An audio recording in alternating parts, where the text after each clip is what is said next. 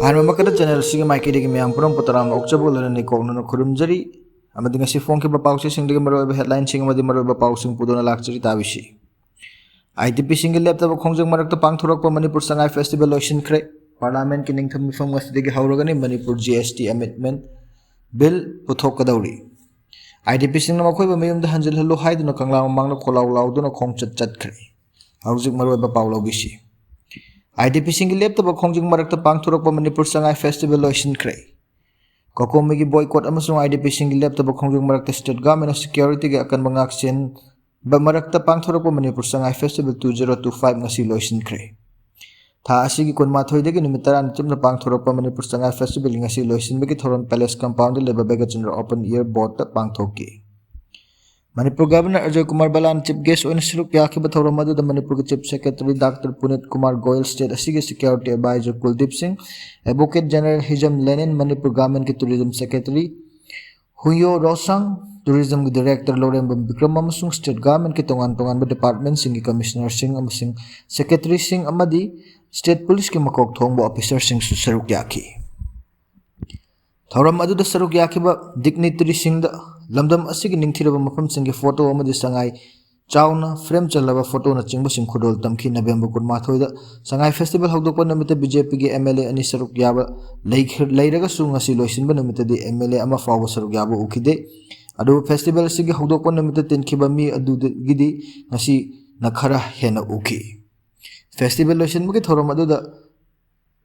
Wangang bada Manipur da lairaba furup khudima nungsi chana na laiminasi haiba wakalon da yumpham oiba santi gi lairen behind mingthon ba government dance college artist singi choreographic presentation ama utki production du governor yauna dignitary sing amadi yengkhiba miyamna apenba masung thagarba fongdok nakhi Manipur governor Ajay Kumar Balana haiki handak pangthok liba Manipur Sangai festival tarani toisuba edition asi pangthoknaba honabada mating panglaba khudimo puthagali singnaba kayagi marakta pangthokiba festival asin apunbagi pangal khangba kanba lamdam asigi culture gi chawthokchaba kaya adu haujiksu handadana adumak ma pangal kana leiri haibadu udli governor na haiki government na Manipur tourism bu hena chawkhatnaba matam punamakta adu mongkhotnaduna leiri pangthokliba festival asimak lamdam asigida tourist sing hena lakhannabagi lambi yatpa masak thokpa infrastructure project amasungni Sangai festival asigi manung chana MSFDS ka mari ga loinana category mari gi film kunipan sumyam di yenghanki asida sunatna polo mukna kangje amadi traditional games kaya amasu utki Manipur miyam na pandagi lagliba tourist sing thawjal leina pangliba mateng amadi Manipur gi miyam gi mitak miyok michan phaba adugi damak governor na thagat pasu fongdoki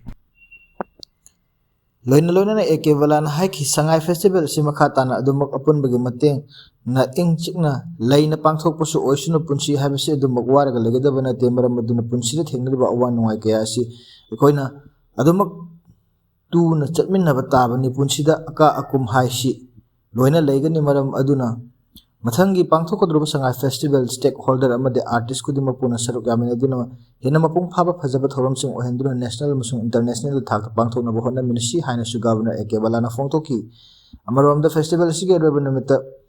grand finale of Miss Sangai 2025 su pangthoki nakal amarom da na parliament ki ningthamai from ngasi dagi hauragani Manipuri GST second amendment bill puthokadawri sitting taraga manga legadaba parliament ki ningthamai from hayeng dagi hauragani session asi tha asigi taraga mapan phaw pangthokani session asida Manipur GST second amendment bill 2025 puthokhtuna khananaba sem sakhre bill asina hana chatnariba ordinance adugi mahut singadawribani pangthokadawriba ningthamai from asigi damang asi political party gi luchingba singi oiba mifam ama parliament house complex te union defense minister Rajnath Singh chairman oiduna pangthoki union minister of Parliamentary Affairs and Minority Affairs Kiran Rijuna Kauba mifam adu the Rajya Sabha leader of the House oiriba Union Minister for Health and Family Welfare and Chemical and Fertilizer Jagat Prakash Nanda Minister of State Independent Charge of Law and Justice and Parliamentary Affairs Arjun Ram Megawan amasung Ministry of State for Parliamentary Affairs and Information and Broadcasting Dr. L. Murugansu saruk yaki mifam aduda punna sitting kunthraga taruki luchingba yankhaisu saruk yaki. Ministry of Parliamentary Affairs Kiran Rijuna mifam aduda saruk yakiba luchingba singda khanghan khiba matung ina pangthokadoriba session asi hayang December amadagi hauraga December taraga mapan fawa chathagani mifam asida punna sitting taraga manga laigani mifam asida punna legislative amadi atai item punna taraga mari puthoknaba chawrakna semsari masida masigi mathakta house ki rule gi matung ina atai maroiba issue sing laklabadi khananabagi damak thaurang tawani haide mifam aduda saruk yakiba party singi luchingba singa tongan ba issue singi matang da makhoi gi oiba wakhalon sing puthokna dun nainaki makhoi gi maikai dagi session asigi mapung phaba mateng pangani haina su thajaba piki session asi puthokadoriba legislative business taraga humdoi amasung financial business amani Madugi manungda legislative business taraga humdoi adudi Manipur Gundas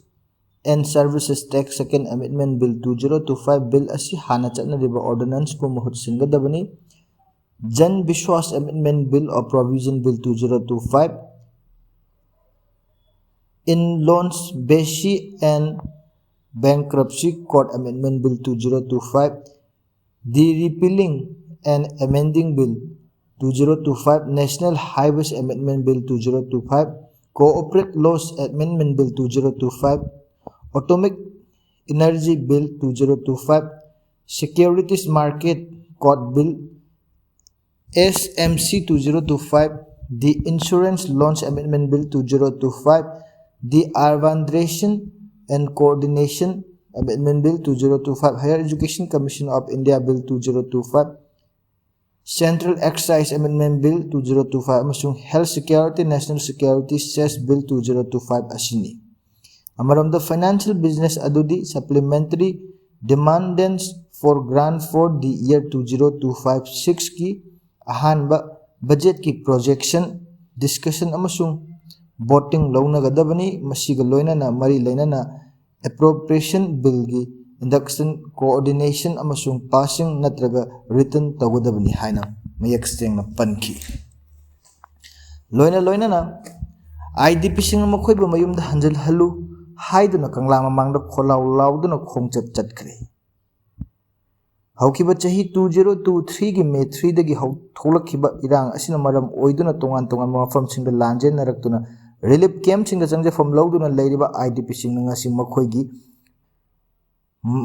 amadi makhoibu masa gi mayumda hanjal halu haiduna kangla gi nongchup thangba gate ta kholaw lauduna rally chatkre wafam adu thabakta onthoklaba ngaiba oina hayengdagi numit masing thiduna uripok ki mafam amadi miyam wakat mifam chathab hauragani haina kokomi convener khuraijam athawbuna fongdorki ngasi tongan mafam da labor relief camp singda IDP singna kanglagi nongchup thamba thong mamangda punduna makhoibu masa gi mayumda hanjal halu sangai festival pangthokpa yaningde haiba kholaw kya lawki mafam adugi mishing yamlaba IDP singna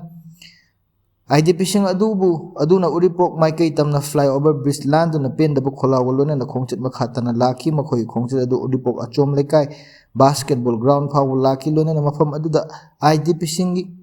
gi committee gi luchingba sing amadi kokomi gi luchingba sing puna mifam pangthoki mifam aduda IDP gi committee gi luchingba sing na makhoina thengnadiba amadi thengnarakhiba awaba pendaba sing adu fongdoknakhibaga loina na makhata na kari tawnagadagi haibagi apamba sing fongdoknakhi mifam asina hayengdagi hauraga oripoki mafam da governor na IDP sing masa gi yumda December fawbagi manungda changhanningi haibagi wafam adu thabakta onthokpa ngaiba oina numit masing thiduna wakat mifam chathaba hauragani haina amatta oina lepnaki wakat mifam adu saruk yakhiba kokomigi convener khuraijam athawbana hai tongan ba mafam singda leiriba IDP sing ngasi kangla mangda punduna makhoigi pendaba kholaw lauduna amadi khongchat chatlurba matong ngasigi mifam asi chathakibane IDP singi committee gi luchingba kokomigi luchingba sing amadi Mera pai bising yawraga mifam asi chathabani PR lenga asi nampu sapuda Manipur Sangai Festival 2025 suk pangthokki amadi miyam sagot khide mapung oikhide ngasi festival asigi aroba numit asida IDP sing pendaba fongdok laduna ngasi khongchat asi su chathakibani ngasi chathakhiba mifam asida IDP singi maikaidagi makhoi in pendabsing fongdong aduna khana nainaki IDP singbu chahi asigi December fawgi manungda masa masagi yumda hanjilangani haina governor thaja pirakhiba laikhrabni December tha asi numit kunthraga mathoini na sai hayengdagi horoga karamba matamda IDP sing asibu masa masagi mayumda chakhangadagi haibadu ngaibo oina numit masing thiduna ulipoki maikaida mafam amada wakan mifam chatharagani loinana numit khudingi governor da Kaidawai IDP sing masa masagi yumda chakhangadagi haibu wahang hangani chathagadoribu wakan mifam asida miyamna saruk yabiu lengak Manipur Sangai festival pangtholabushu miyamna sawat tabadagi mai pakhide asumna changsangadoribu khongjang asidasu miyamna pungfana sawat piyo IDP sing masagi mayumda changhandaba yaroi haiba fidep ka loinana khongjang asi sawat minasi haina fongdoki Masini ngasi nomage maroiba headline sing amadi maroiba pausing tabireba sing bomuka nolukchari channel sibu nungsibiduna like share amadi subscribe toba kaubigano haibaga loinana matang swaida tension jari